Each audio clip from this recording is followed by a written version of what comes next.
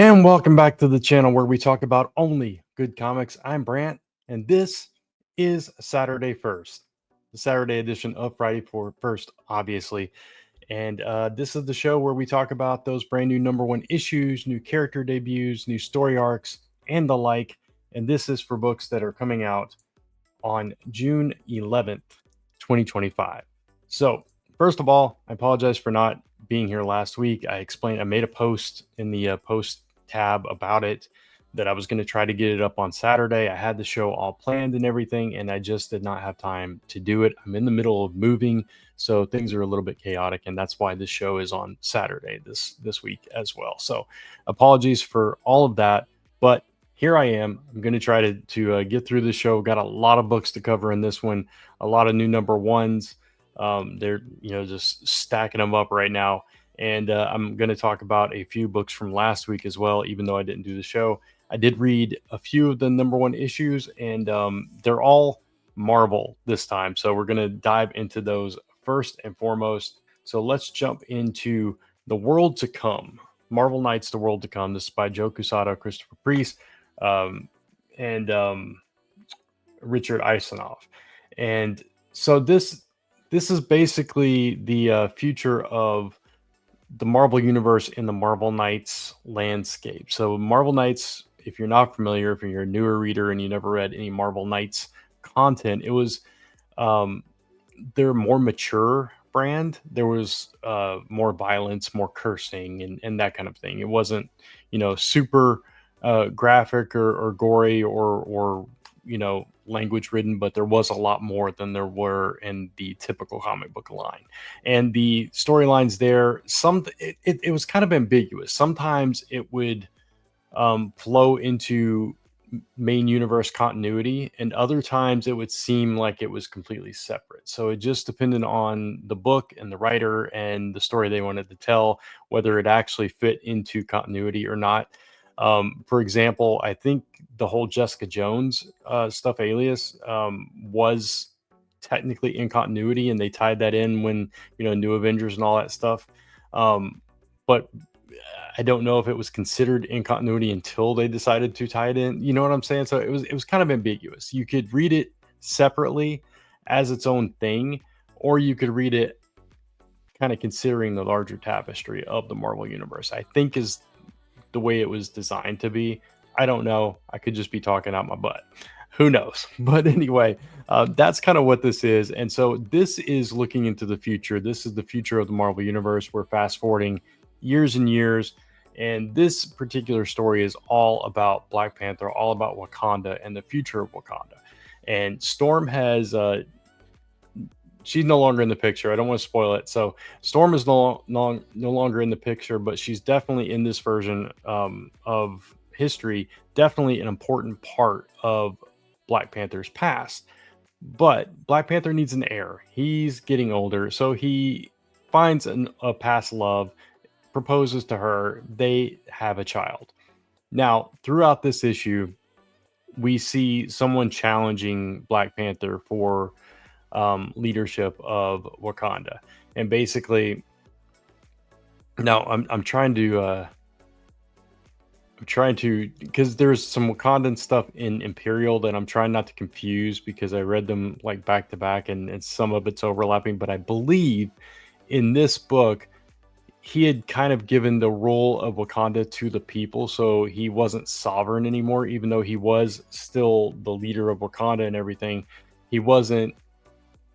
The people had the power, so there were different sects, and there was this religious sect that rose up, and his this challenger to his throne was a believer in the religious sect, and kind of had a chip on his shoulder, and believed that Black Panther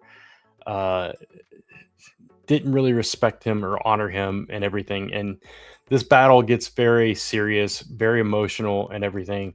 And then we find out who this person is, and then it all makes sense. And on top of finding out who this person is, there's another twist that provides us with the cliffhanger, which brings a lot of things into question. So I thought it was a pretty solid first issue. If if not, there was a lot of info dumping.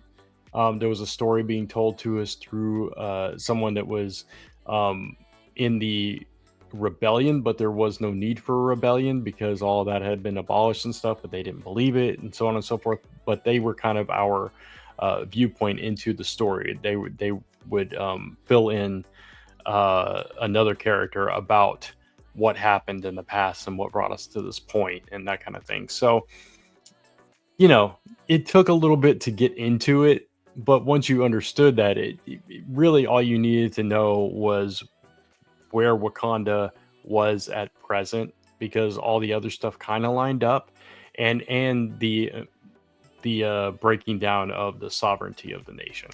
But all of that said, I liked the cliffhanger. I liked where that was headed, and um, kind of the controversy that it added to the entire country and the entire story of Wakanda.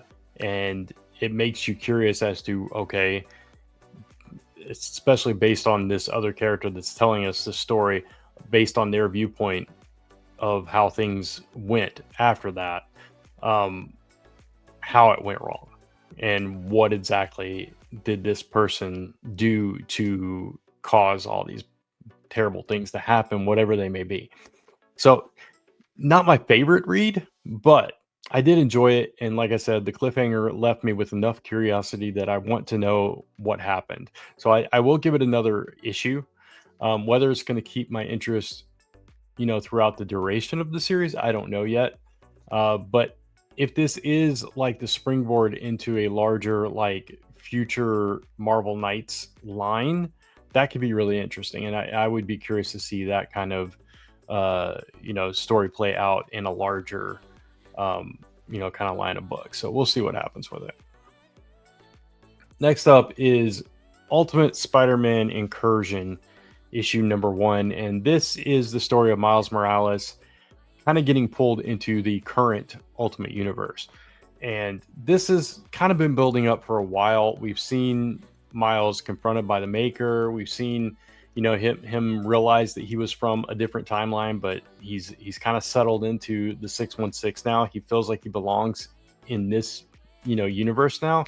And that Ultimate Universe, as great as it was, the original one that he came from, that's long gone. That's done. That's over. There's no going back to that. And I don't think we should go back to that, but it is interesting to see Miles interact with the current Ultimate Universe and maybe play some role in that universe. But I think I like him now in the 616. It just fits now. And especially with, his family and stuff, I would love to see some more of the supporting characters from that original Ultimate Universe, but I don't know if we'll ever get that. But to see him interact with the current Ultimate Universe's Peter and his son, is it Richard? I think his son's name is Richard after his father.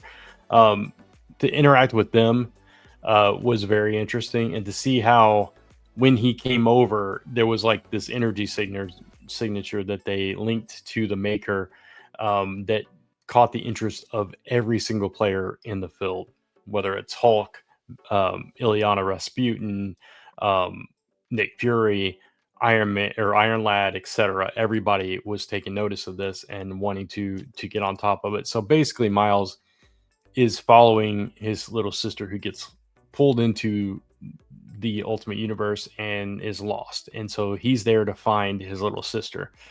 And so I thought it was a pretty fun story because you got some of the dynamic of Peter and his son kind of working together, which is what we were promised in the last issue of Ultimate Spider-Man, which we didn't really get. But it was fun to see it here and see Richard thinking that Miles is so cool, and kind of wanting to emulate him instead of his own dad and stuff, because he's obviously more experienced. He's been doing it a lot longer and all that stuff. So. And to see Miles swinging through the Ultimate Universe, obviously a much different Ultimate Universe than he came from. But it was still like, okay, this is kind of cool, and I do want to see where this goes. So, so far on board with it. Did it blow me away? No. But I do like the reasoning for him being there, and I like the chaos that it seems like it's going to cause. and where that goes from here could be very interesting. And finally, we have Imperial issue number 1. So I I think you really have to be a fan of sci-fi to really get into this, but I am, and this story gave me Star Wars vibes. Obviously, not on that level or that grand of a scale, um, but I definitely feel like the pacing and the storytelling and the character work here was very much in line with that type of storytelling. So I think Jonathan Hickman, who excels on science fiction kind of stuff, I think he did a really good job here with laying out this story, and um, it's he's winning me over. I'm not typically a huge fan of Hickman's work, but Ultimate Spider-Man is one of my favorite books on the stands right now. And this I actually really enjoyed as well because of those Star Wars like elements. So basically, the story here is Hulk's son, the Incredible Hulk's son, Scar, was murdered. And he wasn't the only one. So it turns out that there's a bunch of heads of state, basically, heads of different planets in the universe, in this coalition that they have, that are being picked off one by one. And this is a very long book, by the way. If you've not read this, this is like a very long book. It's split into chapters, so be aware of that. I actually read it in like 3 sittings, um, broken up by chapter. Uh, so Hulk gets Amadeus Cho and She-Hulk and takes them to um, the new planet Hulk, whatever. Obviously, the first one was destroyed. Now they have the second one, and Scar was ruling over it. He gets murdered, so they go there for his funeral and to find out what happened. Right. So, and this isn't given too much away. This is very early on in the book. He was poisoned, and they over the course of the issue they figure out the type of poison, where the poison came from, and who the culprit was, and so on and so forth. But the takeaway here is like the emotion of Hulk trying to regretting never being able to fix things with his son before he died, and wanting to solve this mystery. And then you get the other players into it, with like Peter Quill and his father are into it, and you've got Teddy and the Skrull Kree empires, all of that. Everybody, all the big players in the galactic stage of the Marvel universe are involved in this story. So it's an epic story, right? Um, and it's a murder mystery. And once they find out who was behind it, ultimately that is going to cause a whole lot of problems across the entire universe, but most importantly for Earth. So we're about to potentially see a large scale war between various planets on a very large scale. So that could be very interesting. I don't know how it's going to play out, but again, like I said, there's a lot of politics playing out here, but there's a lot of personal issues and a lot of emotions involved as well, and a lot of things at stake. And I think the characters that they've chosen to focus on in this story so far are characters that people love, that people connect with, and people want to see more of. That maybe we don't get a whole lot of these characters, at least not in recent memory. So that could be I think that was the smart way to go about it. And so you care about these characters and what happens to them, and you also care about what's going to happen with Earth and who's going to get pulled into this conflict, because we don't know any of that yet. All we know right now from the Earth side of things is Hulk and the Hulk family and the force responsible that has ties to Earth, which I won't spoil. I'm kind of stumbling over this because I'm trying to pick my words very carefully, because I don't want to hype it up too much, because you really do have to be a fan of this kind of storytelling, because it is it's slow and plotting, and it's not like a uh, Murder on the Orient Express or whatever it's called, kind of where you're deducing and that kind of thing. It's not that kind of murder mystery, um, but I don't know. I don't know how to really sell it, except for to say that if you like Star Wars and you like the original Annihilation story, with Guardians of the Galaxy and all of that, if you like those kind of more epic sci-fi drama tales and intergalactic wars and that kind of thing, you're probably going to like this, especially if you're a Marvel fan. If you're not into all of that, like, this is a book that I would tell my friend Kat, stay away from. You may like Teddy, and Wiccan, and She-Hulk, and Peter Quill, and you might like some of these characters, but this particular type of story is probably not your thing. And she probably knows that, and I don't even know if she got this one, but that's kind of where I would lay with that. And know she was kind of skeptical about this one. I'm curious to see how Mike felt about this one. I would think he probably thought it was a little bit slow, but I liked it.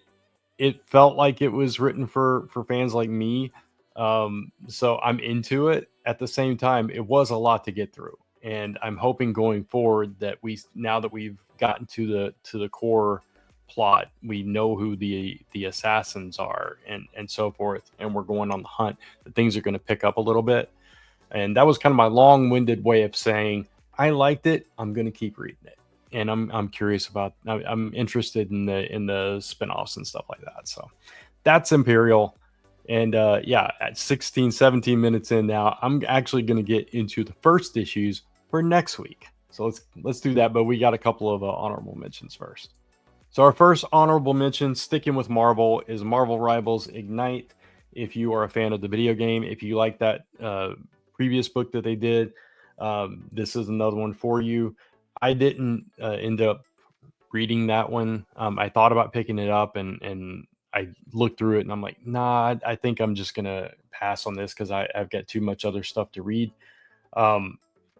This is written and illustrated by Peach Momoko, which is not really my vibe either. So that's kind of a thing with me. But anyway, if you like Peach's work, if you like the Marvel Rivals stuff, definitely check this one out. We've got Frank Castle, we've got Penny Parker, we've got K-pop star Luna Snow. If you're a fan of any of those characters, they are all in this, so go check that one out. And the other honorable mention is Blood Type.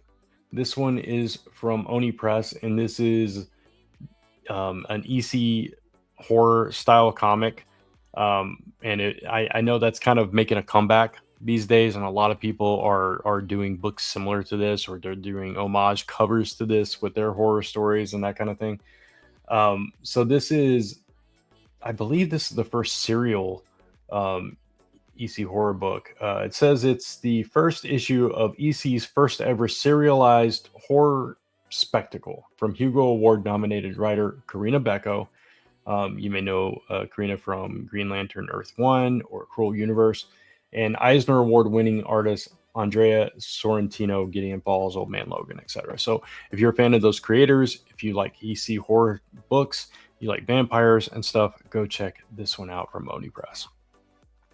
But with that, we're going to get into those ranked first issues. All right, first up we have I Hate Fairyland, issue number 41. And this is a new era for this book. This is a jumping on point, I assume. It's going to legacy numbering. So we've seen 2 volumes of this series. And now we're going back to legacy numbering because they're working up to issue 50, and a new artist has come onto this. So I'm assuming Scotty Young is still writing this, but Derek Loffman is coming on as the new artist for this book. And if you're not familiar with Derek Loffman, fantastic artist in a very similar style to Scotty Young with this kind of content in particular. A book that I really enjoyed from Derek Loffman was called Ruin World, and I think that was published by Boom Studios, if I'm not mistaken. But yeah, I really like that book a lot, and I like Derek Loffman's art style, and I think it's a perfect choice for I Hate Fairyland, which is a series that I'm a big fan of. Um, I'm trying to look and see what other stuff Derek Loffman's done. He's done some variant covers for like Star Wars Adventures. Did a series called Crimson Fall, um, Bot 9, etc. So if you are familiar with any of those, you'll know the art style. Otherwise, go look up Derek Loffman and check out his art because it's really cool. But yeah, Gert is celebrating a good old fashioned dungeon pub crawl. So we're diving right back into that. We got an homage cover there, Marvel style. So that's pretty cool. If you're a fan of the series, uh, obviously you're going to jump on board with this one. I know I am, and I'm giving this one a promisingly good, and hoping it's still as good as it ever was. Next up from AWA, we have the Purpose Project, issue number 1. Don't know a whole lot about this one. The writer's Danny Hogan. I'm not familiar with Danny's work. It says, I'm just going to read it here. The imaginative odd couple workplace comedy pairs an unambitious stoner with a silly soon-to-be retiree as part of a new government initiative dubbed the Purpose Project. So basically, all regular jobs have been, given to, robots, AI, whatever it is. And so this is kind of a look at society if that had happened and now all these people are given these other random odd weird jobs to give their life purpose kind of thing. So I don't know how to feel about this one. I haven't seen the actual art style in it and everything, so I don't know how to feel about it. But it's a number 1 issue. AWA, it's hit and miss with me, their stuff, but sometimes they do some really cool stuff. So I'll probably at least look at this one, but for now, I'm going to give it a possibly good just because I don't know too much about it. Okay, next from DC, we have Robin and Batman, Jason Todd, issue number 1. This is Jeff Lemire and Dustin Nugent. So fantastic, top-notch creative team on this. But they're looking at they're kind of going back in time with Batman teaming up with Jason Todd as the new Robin and trying to see if he's got what it takes and not really, having faith in him. So I guess it's Jason Todd year 1 esque. That's how I would, kind of categorize it. I suppose 40 pages, $4.99. Don't really know where this came from. I been kind of out of the loop with this kind of stuff, but I will definitely check out the first issue just because it's Jeff Lemire writing it, and I like Jason Todd. I don't know where this story is fitting into everything. Like if this is, canon continuity or if this is alternate continuity, I don't really know, but I'm curious about it. So I'm going to give it a potentially good, and we'll see what it has to offer. All right, next we have the first of 2 giant size books from Marvel this week. Giant size Amazing Spider-Man number 1 as Miss Marvel continues her jaunt through time, and this one is boasting a murderer's row of creators here. We've got Kevin Smith returning to Marvel with the lead story, and then we have Al Ewing and Mark Buckingham doing a decade-long adventure with Spider-Man, and then we have Chip Zdarsky and Cafu introducing a new character that's going to apparently play a big role in the future of Marvel. So that's pretty cool. That's like, I mean, that's some really strong, creators here involved with this book. I liked the X-Men one well enough with Miss Marvel that I'll read this one, especially with all these creators involved. So I think this could be a lot of fun, especially with all these creators. So I'm actually going to give this one a promisingly good, and I hope it lives up to the hype. And here's where I stick my foot in my mouth, because that last one just happened to have Miss Marvel in it. It wasn't connected to the last one. This is actually the second one after Giant Size X-Men. This is Giant Size Dark Phoenix Saga. We saw Legion come into play in the X-Men one, so this is following up after that. So it just so happens, it was coincidental, I guess, or purposely coincidental. I don't know. Either way, this is the second part of that one. Again, I like that one, so I'll probably like this one.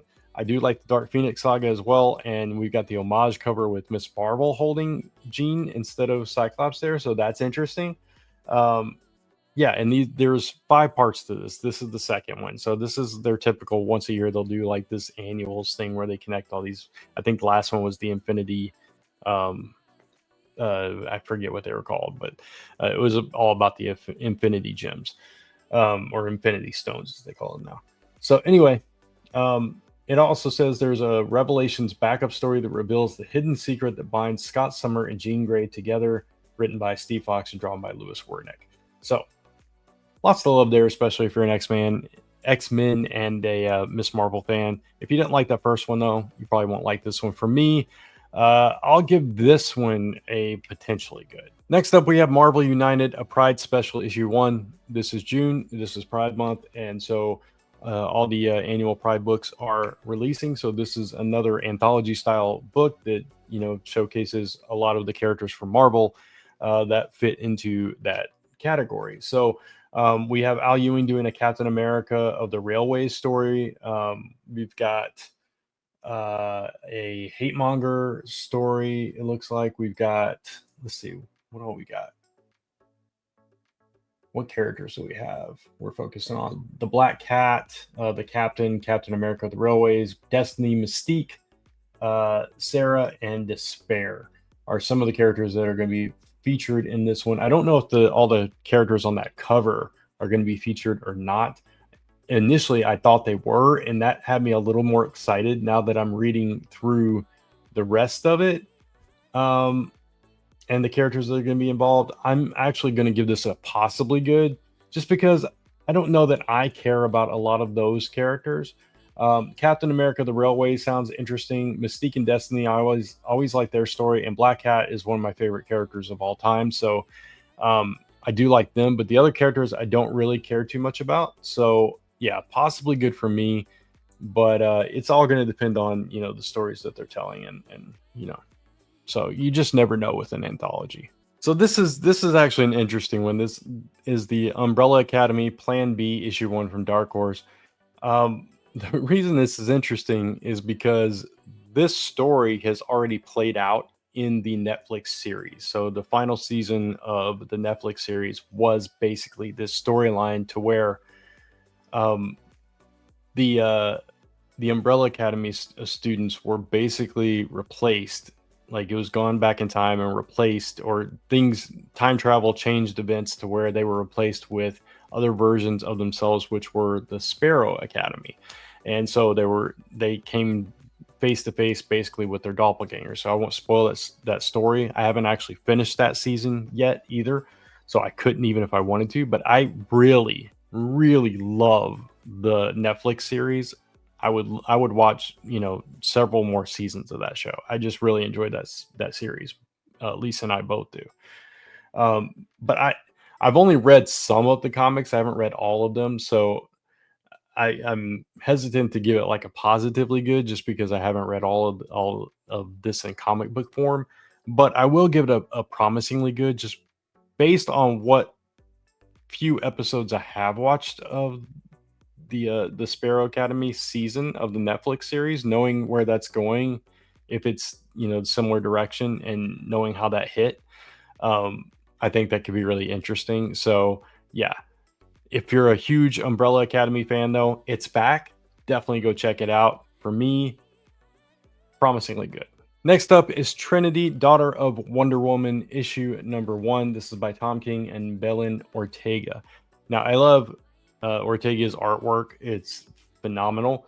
Tom King, I really did like most of the Wonder Woman run, but the last few issues have kind of fallen a little bit more flat for me. So I'm kind of on the fence with this one a little bit, especially because this is based on all the backup stories, which were kind of jokes. They were gag stories, right? But now she's spinning off into her own story told by Tom King. So it could be more powerful than that, especially with beautiful artwork. So I've definitely got to try out the first issue to see what it's going to be all about.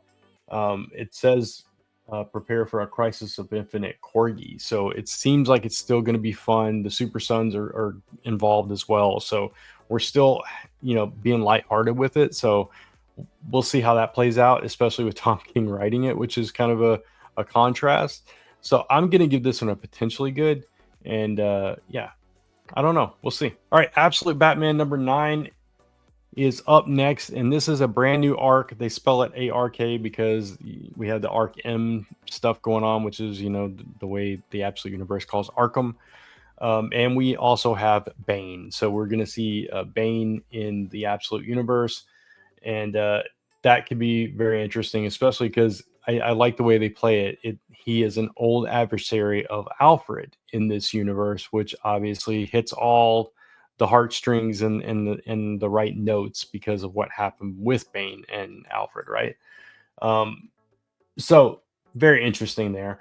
And Absolute Batman is just a really good book. So it's going to continue being good. We're going to continue, introducing his rogues gallery, and we're going to have fun with it. So yeah, I'm going to give this one a promisingly good. Rolling along with new arcs from DC, we have Action Comics 1087 as Mark Waid returns to the title.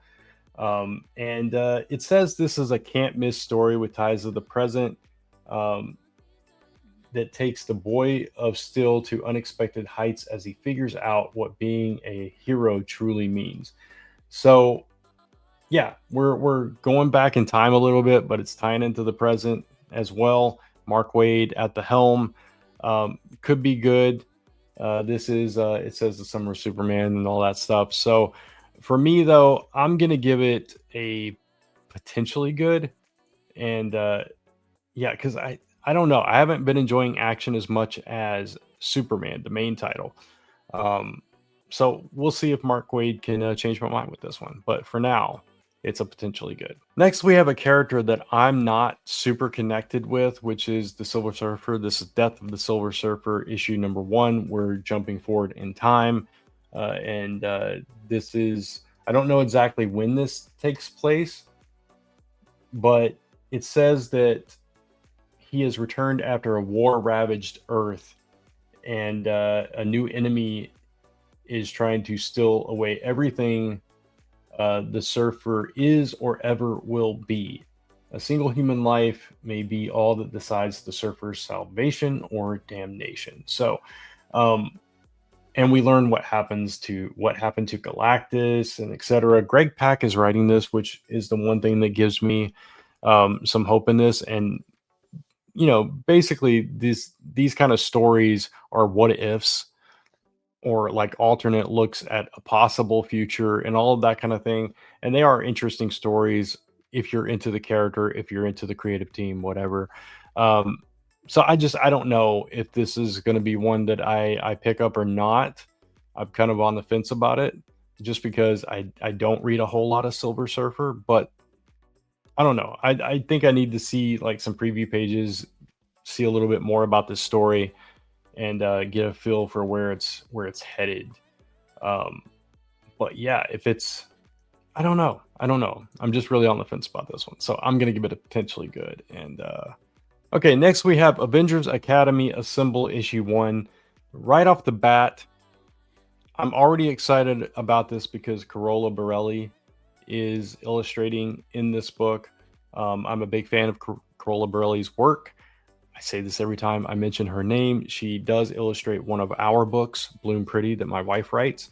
And she's just a fantastic, phenomenal artist, great to work with, one of the best people I've ever worked with. Just in how generous she is with, because her star is rising, and she's still gracious enough to work with our small book. So I appreciate her contributions, and it's our most successful, or one of our 2 most successful series to date. So just really happy to see the success that Carola gets. She's very busy these days, and I couldn't be happier for Carola Borelli. So that aside, I also just love Avengers Academy and that whole concept, and we're seeing some other characters I've mentioned earlier.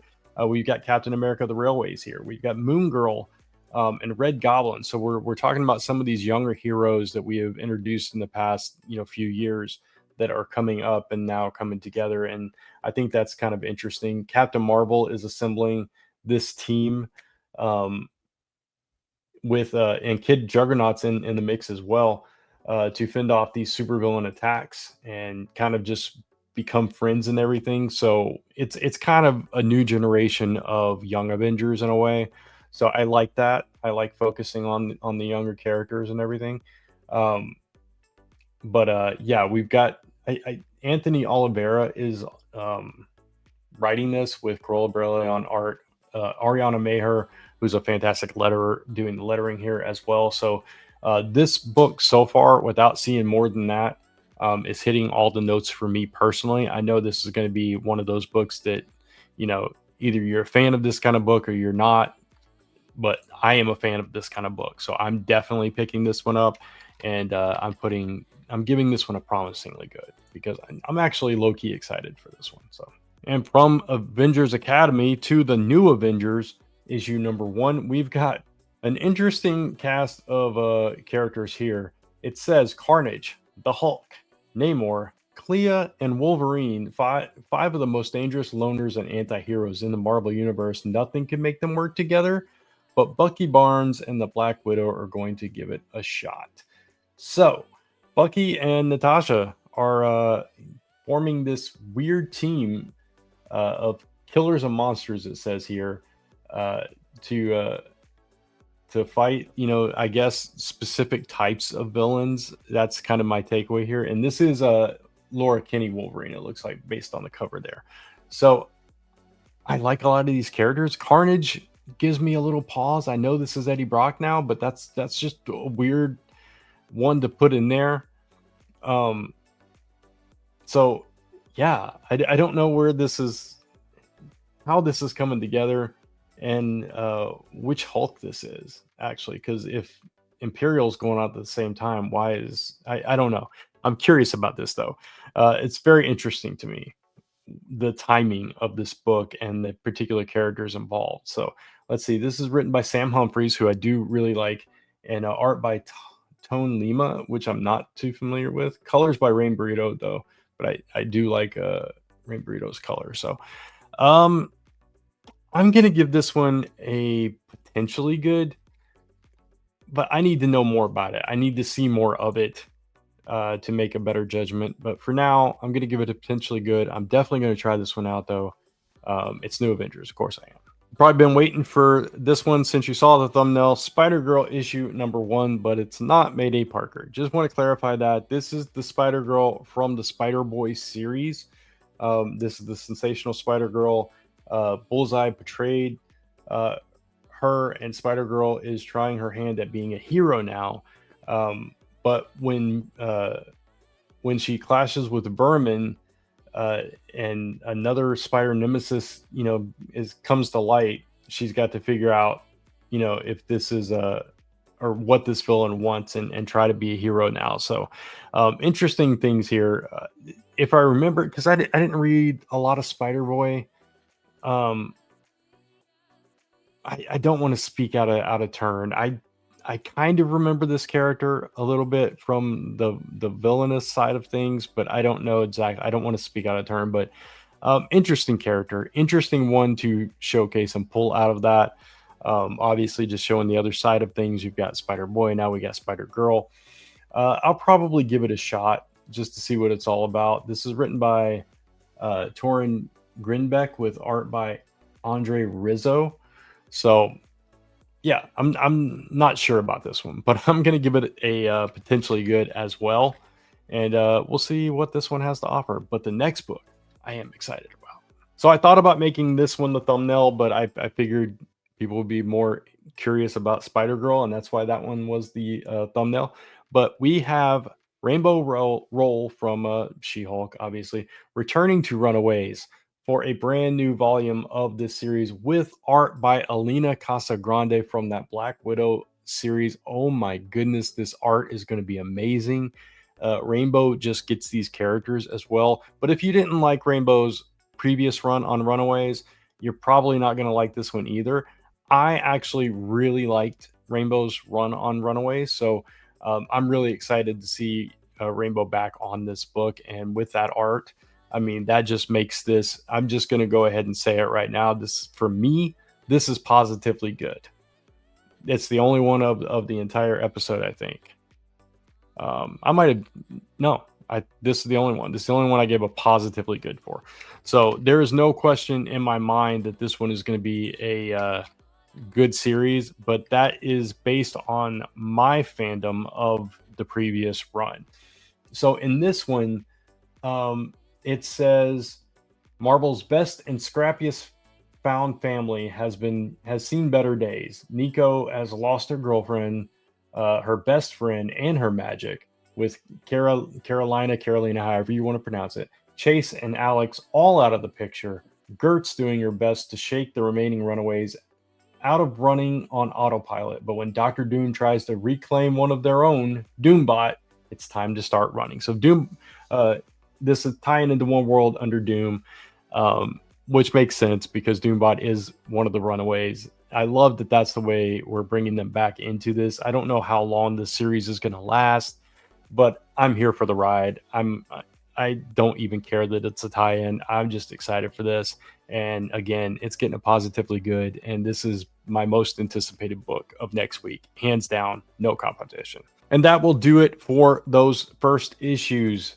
The other few books that I'm going to talk about, I've got 6 this week. Continuing with One World Under Doom, we've got issue number 5 as Dormammu has come for Doom. So we're going to see how that all plays out. Star Wars issue number 2. I know that some people weren't a fan of issue 1. I actually really liked it. I liked that each member of the team had their own kind of mission to go on and stuff. So I'm excited to continue that story as well. New Champions number 6. They get to meet their mentors, basically. And we're going to see how that goes as they come into contact with the Avengers, basically. With Teenage Mutant Ninja Turtles issue number 9, Donatello has been caught by the Foot Clan. And now the rest of the Turtles are bringing war against Karai. So things are starting to really ramp up on that side of things. So that's exciting stuff. Geiger number 15, the U.S. Army is closing in. Ash Arden and Geiger Tariq are in full battle now. So all kinds of stuff is breaking loose here. And this is like the climax of everything. And then finally, Transformers issue number 21. It's the face-off that we finally, been waiting for. I think it's going to be Optimus Prime versus Megatron. That's kind of what they allude to. They say spoiler. It says, I'll just read the entire description because it's one sentence. It says, the face-off you demanded between Optimus Prime and Spoiler is here. So I think that's where we're headed, and we're finally going to see it. And it's all been building to this. So I'm super excited for that as well. So that's it. That's all the books I've got to talk about. I hope you enjoyed it. Again, I apologize for it being on Saturday, but hey, it's here this week. So there is that. So thank you for watching.